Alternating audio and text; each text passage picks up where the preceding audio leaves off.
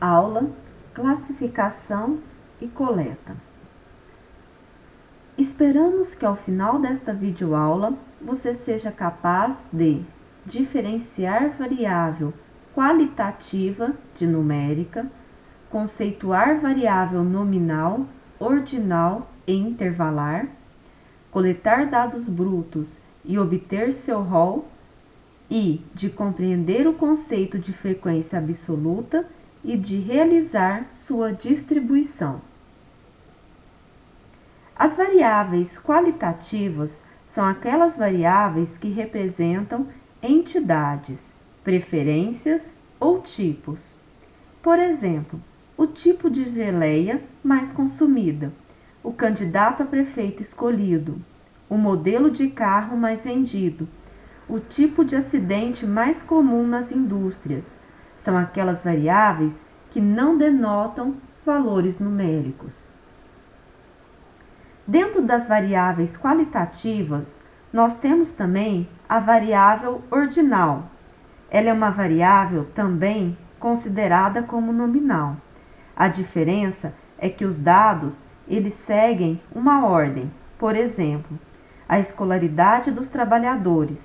Então, para cada série estudada, para cada série concluída, isso indica um grau de escolaridade, que segue uma ordem pré-estabelecida. O grau de periculosidade de um determinado produto químico. Então, à medida que a periculosidade aumenta, logicamente, o grau de periculosidade vai aumentando também.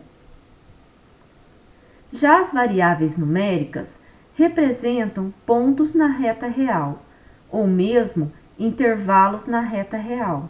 Exemplos podem ser vistos como altura, peso, números de acidentes de trabalho de uma empresa, entre outros. Quando os números são inteiros, dizemos que a variável é discreta. Números de acidentes no dia, número de acertos no jogo, número de votos para um candidato, são todos exemplos de variáveis discretas.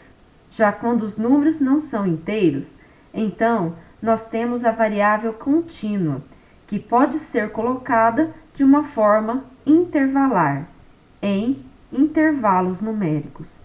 Exemplos são a média de consumo dos veículos, o volume de chuva, a altura de um salto de atletismo, entre outros. Numa coleta de dados, nós temos alguns conceitos. O primeiro deles é o conceito de dados brutos, que são os valores numéricos, obtidos tal como foram coletados.